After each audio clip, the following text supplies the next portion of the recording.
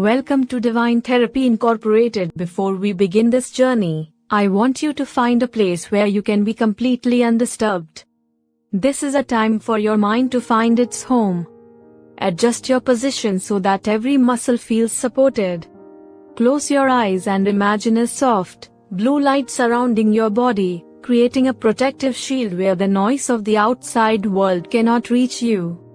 Today, we are exploring the landscape of focus, the beauty of the divergent mind, and the struggle of living in a world that feels too fast and too loud. This is a story for those whose thoughts are like wild horses, for those who feel they have 1,000 television screens turned on at once, and for those who have been told they are unfocused, lazy, or scattered. This is the story of a boy named Oliver and the scattered radio. Oliver lived in a city that was obsessed with clocks. In this city, everyone moved in perfect lines. They ate at exactly the same time, they spoke in short, predictable sentences, and their minds were like neat filing cabinets. Oliver, however, was different. From the moment he woke up, Oliver felt like he was standing in the middle of a crowded electronics store. Inside his head, there was a radio, but it wasn't playing one station. It was playing 50.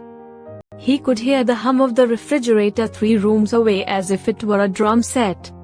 He could see the dust motes dancing in a sunbeam and find them more interesting than the math homework on his desk. To Oliver, a single word could trigger a chain of 1,000 images. If someone said the word apple, he didn't just see a fruit. He saw a red orchard, then he thought of gravity, then he thought of space travel, then he wondered if aliens liked pie, and within seconds, he was light years away from the conversation he was supposed to be having. The people in the city didn't understand Oliver. His teachers called his name 3 times before he heard them. They told him he lacked discipline. His parents worried that he was lost in his own world. Oliver began to believe that his brain was broken. He felt like a broken radio that was stuck between frequencies, catching only static and snippets of songs but never the whole melody. He felt a deep sense of shame. He wanted to be like the filing cabinet people, but his mind was a kaleidoscope that never stopped turning. The effort of trying to force his mind to be still was exhausting. It felt like trying to hold a dozen balloons underwater at the same time. Eventually, they would always pop to the surface, and he would feel like a failure once again. One day, feeling overwhelmed by the static, Oliver wandered far beyond the city limits to the forest of frequencies. In the heart of this forest lived an old woman known as the Great Tuner. She didn't live in a house, she lived in a giant, hollowed-out copper bell. When Oliver approached her, he didn't have to explain his problem. She looked at him and smiled, and in her eyes, he saw a reflection of the same swirling colors that lived in his own head. She reached out and placed a pair of heavy, silver headphones around his neck. She told him, "Oliver, your problem is not that you have too little focus. Your problem is that you have too much. You are noticing everything at once because your heart is too big for the narrow lines of the city. You are not a broken radio. You are a high-powered antenna that hasn't learned how to find the broadcast." The Great Tuner led him to a clearing filled with hundreds of small, antique radios hanging from the trees. Each one was playing something different. One played the sound of the ocean. Another played a violin concerto. Another played the sound of a crackling fire. Together, they created a chaotic roar of noise that made Oliver's head ache. "This is your mind," she said. "Most people have one radio and one speaker. You have 100. The city wants you to turn 99 of them off, but if you do that, you will lose your magic. Instead of turning them off, we are going to learn how to lead the orchestra." She gave Oliver a conductor's baton made of clear glass. She told him to stand in the center of the clearing and close his eyes. At first, the noise was unbearable. He felt the familiar panic rising in his chest, the feeling of being overwhelmed by tasks, the feeling of forgetting where he put his keys, the feeling of 1,000 unfinished projects. The great tuner whispered, "Do not fight the noise, Oliver. Listen for the heartbeat beneath the static. There is one frequency that belongs only to you. It is the frequency of your true purpose." Oliver began to breathe. He took a long, slow breath in, and as he did, he visualized the baton glowing. He pointed the baton toward the radio playing the violin. Suddenly, that sound grew louder, and the others faded into the background. He realized he didn't have to kill the other sounds, he just had to move them to the back of the room. He pointed the baton toward the sound of the ocean, and for a moment, he felt a deep, salty peace. He spent hours in that clearing, practicing the art of the selective hearer. He learned that focus for a mind like his was not about staring at a single point until his eyes hurt. It was about choosing which song to dance to in each moment. The great tuner taught him the secret of the 3 dials. The first dial was the volume of the world. She showed him how to mentally turn down the hum of the lights and the ticking of the clocks. The second dial was the brightness of the now. He learned to shine a mental spotlight on the one thing he was doing, whether it was tying his shoes or writing a poem, and let everything else stay in the soft shadows.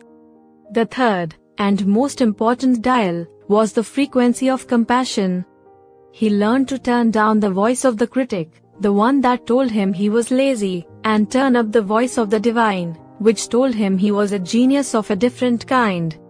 As Oliver practiced, he realized that his scattered mind was actually a superpower. Because he noticed everything, he could see patterns that the filing cabinet people missed. He could connect ideas from science and art to create things that had never been seen before. He wasn't a broken radio, he was a symphony. He realized that the city moved in lines because it was afraid of the curves, but Oliver was a creature of the curve. He was a creature of the spiral and the star. When Oliver returned to the city, he was different. He still heard the refrigerator. He still saw the dust motes. But he didn't let them pull him away anymore. He carried his glass baton in his heart. When it was time to study, he would mentally point his baton at his book and turn the volume up. When he was finished, he would allow himself time to go into the forest of frequencies and let all 100 radios play at once, enjoying the beautiful chaos of his own creativity.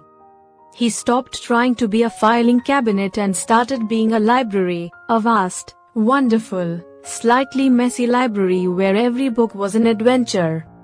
The people in the city noticed that Oliver began to succeed in ways they couldn't understand. He solved problems they had been stuck on for years. He painted pictures that made people weep. When they asked him how he did it, he would just smile and say, "I just learned how to tune my radio." He taught the other children who felt scattered that they weren't broken.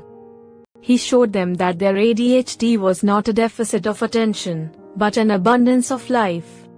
He showed them that with the right breath and the right baton, they could compose a masterpiece. If you are watching this today and you feel like Oliver, I want you to take a deep, grounding breath. Feel the air moving into your lungs and realize that you are not failing at life. You are simply operating on a higher bandwidth. The world may have told you that you are too much, or that you are not enough, but the divine knows that you are exactly the right amount of everything. Your mind is a magnificent instrument, and it is okay that it takes a little longer to learn how to play 100 strings at once. Imagine yourself now in that clearing in the forest. See the radios hanging from the trees. Hear the noise of your worries, your chores, your distractions, and your fears. Now, see the glass baton in your hand. Feel its weight. It is cool and steady. Take a long, slow breath in for 4 seconds. Hold it for 4 seconds. Now, as you exhale for 8 seconds, See yourself pointing that baton at the one thing you want to achieve today. See the other radios growing quiet. See the one radio you have chosen beginning to play a clear, beautiful melody. You have the power to tune your own mind. You are the conductor of your own thoughts. Do not let the filing cabinet world tell you that your kaleidoscope is a mistake. Your ability to see the world in 1,000 colors is a gift to humanity. We need your patterns. We need your connections. We need your beautiful, scattered, brilliant soul. At Divine Therapy Incorporated, we celebrate the way your mind works. We know the frustration of the static, but we also know the glory of the song. Practice your dials today. Turn down the world. Turn up the now. And above all, turn up the love you have for yourself. You are not a project to be fixed. You are a miracle to be realized. Stay in this space of focus for a moment longer. Feel the clarity washing over your brain like a cool mountain stream. Your thoughts are settling. Your heart is steady. Your baton is ready. Thank you for sharing your journey with us. You are a symphony in progress, and the world is waiting to hear your song. Until next time, stay in the music and remain in the light.